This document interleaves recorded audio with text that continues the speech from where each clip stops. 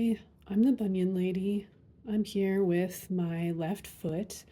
And today in this video, we're going to be showing you how to treat the foot pain that can be associated with bunions.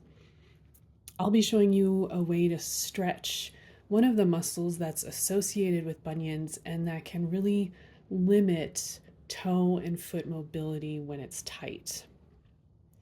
So let's just talk a little bit about bunions. Um, I think people tend to think of bunions as an issue with the bones of the foot. You've maybe seen a foot with bunions and the big toe is severely kind of bent in towards the other toes. And it definitely can be an issue, a bone issue, when a bunion is more pronounced. But a bunion begins as a muscular issue. Our bones are shaped by the tensions put on them by our muscles. So, addressing muscular issues can help to address and prevent skeletal issues. The techniques I'll be showing you are something I came up with to help myself when I started developing a bunion about 6 years ago. My foot was becoming more and more painful to the point where it was sometimes hard to walk. I'm an active person, I love walking, so I started to worry when I realized I was losing my mobility. I think for me, what caused my bunion was wearing shoes that were too small, like small, pushing on my toe, putting pressure this way, and also too narrow, squeezing my toes together, which I think is pretty common.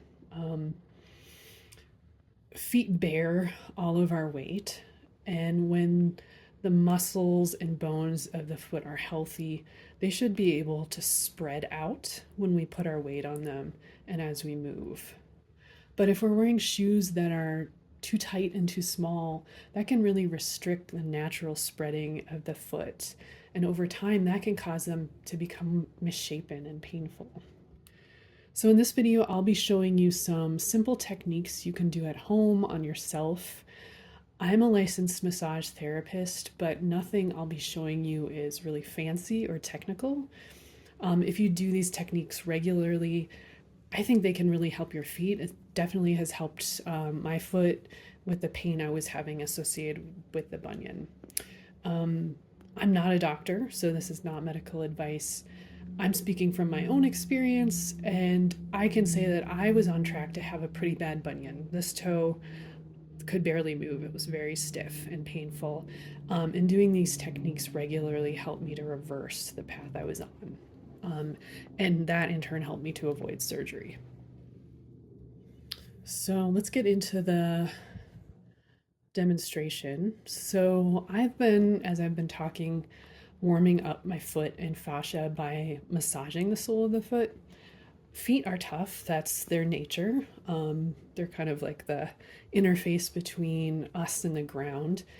And it can take a little time to warm them up so that they're pliable and easy to work with. The heat of your hands will help as you're just doing some simple massage. If you put your feet in warm water or take a hot bath before you do this, that can also really help. I don't use any oil when I do this because this technique I'm going to be showing you is focused on the fascia. And when I use oil, I can't get a good grip on the fascia. My hands just kind of slide right off. Fascia is fascinating. I want to do a video just focusing on that sometime. But for now, I'll just say that we're going to be focusing on the plantar fascia, which runs along the sole of the foot.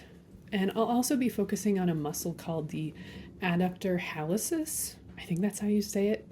I'll spell that out in the video caption. And I've got a diagram here of the foot showing the adductor hallucis.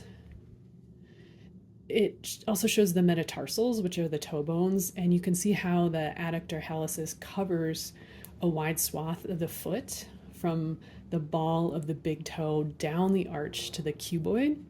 So it's doing a lot to support the arch of your foot, and it also goes all the way across the balls of the toes. It helps to stabilize the big toe, but when it gets too tight, it's it's like it's too good at stabilizing, and it can actually start to pull the big toe inward, which is what we see with bunions. So that adductor hallucis is running through here. If it's too tight, it's going to start to pull the big toe towards the other toes. So we can see that issue in this next diagram. We see a foot without a bunion and a foot with a bunion. In the foot with a bunion, you can see how the adductor hallucis, which has become way too tight, is pulling the big toe inward toward the other toes. And we're going to be focusing here on stretching out the adductor hallucis. So I've warmed up the foot with some massage, and I'm going to start targeting the adductor hallucis muscle. To start to do this, I'm going to use my fist to work across the plantar fascia. And this is really where I need to be able to get a good grip on the skin. And getting that good grip also lets me grip into the fascia below the skin to start to stretch it. I'm just gonna move my foot a little here. I don't want the foot to be too slippery with oil or lotion when I'm doing this. I want to be able to get a good grip and really see the skin stretching across the sole of the foot. I usually need to do this for 3 to 5 minutes before I start to feel things loosening up.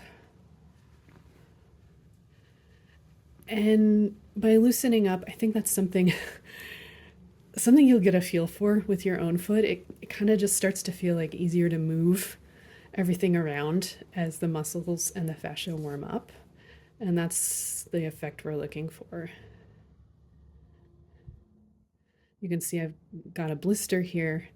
Maybe I'll do another video on blisters. They definitely have a lot to say, kind of a lot of information about shoes and gait. We can get into that. The story with this foot that's had the bunion is that it's about half size bigger than the other foot. So it is, until I figured out that this was contributing, I was kind of trying to cram it into a shoe that was 2 sizes or half a size too small.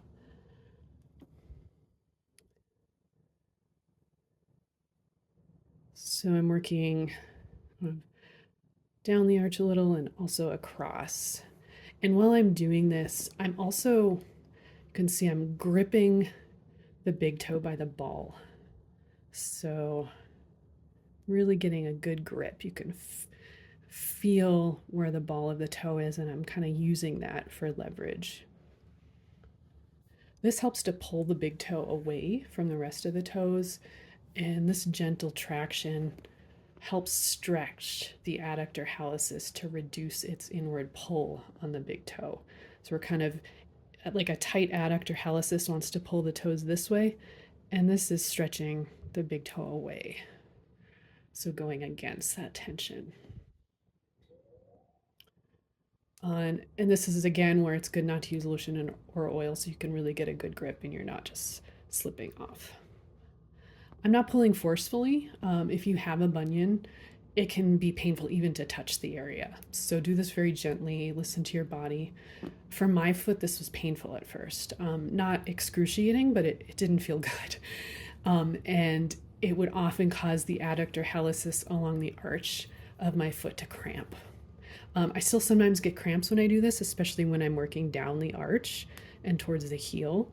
When I do get a cramp, I stop working and stretch the muscle gently to oppose the cramp. So the cramp is trying to pull things in, and I stop and stretch against the cramp. It's good to be very gentle when you're stretching against a cramp so you don't damage the muscle.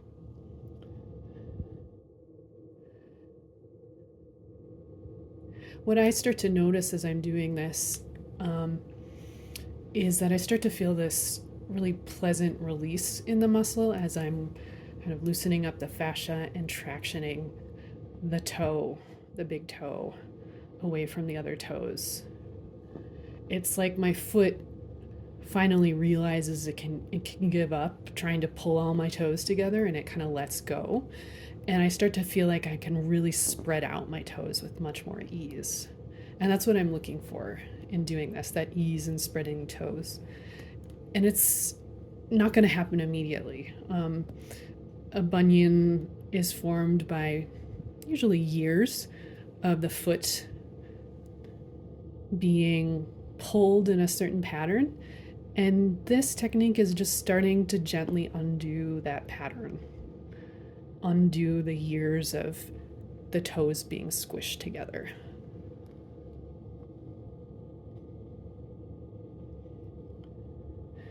So, along with working across the foot, I also work down the arch. So you remember that first diagram of the foot. The adductor hallucis runs along the arch of the foot and across the balls of the foot. I've been targeting the muscle where it crosses the toes by working across the foot, and now we're going to focus on working down the arch so we can target the adductor hallucis there too.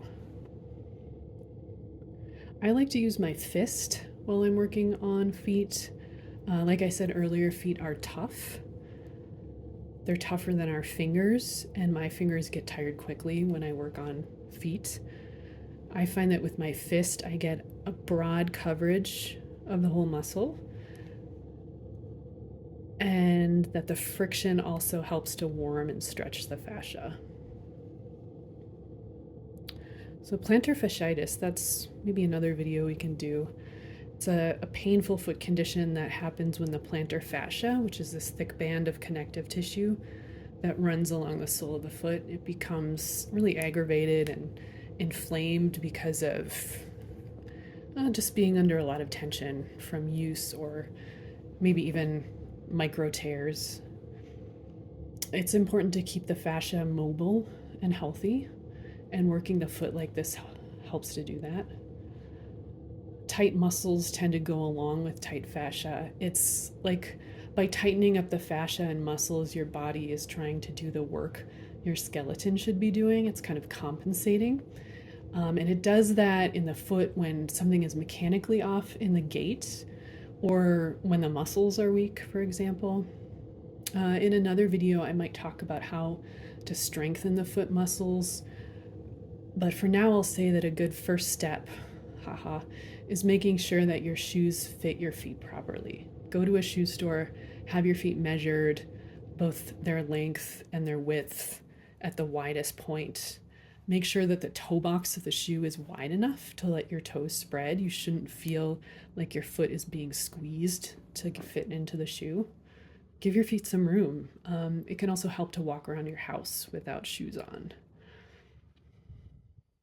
Sometimes when I do this, I feel the joints popping a little, kind of like a muscles or bones cracking sort of sound. As the muscles warm up and get looser, the joints can kind of adjust, self-adjust. It's not something to worry about unless you're having pain. For me, it's not painful.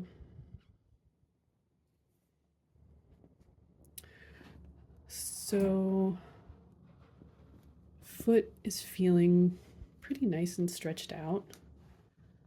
Easy to spread my toes, move everything around.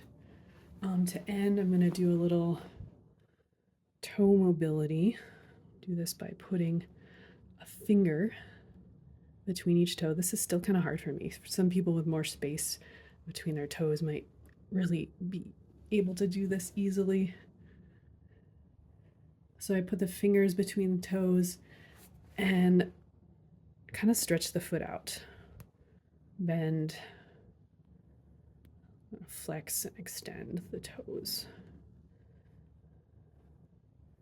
There are toe spacers out there. I don't really like to wear them. I don't know. I just for various reasons don't like them. So I tend to do this to try to get some space between my toes.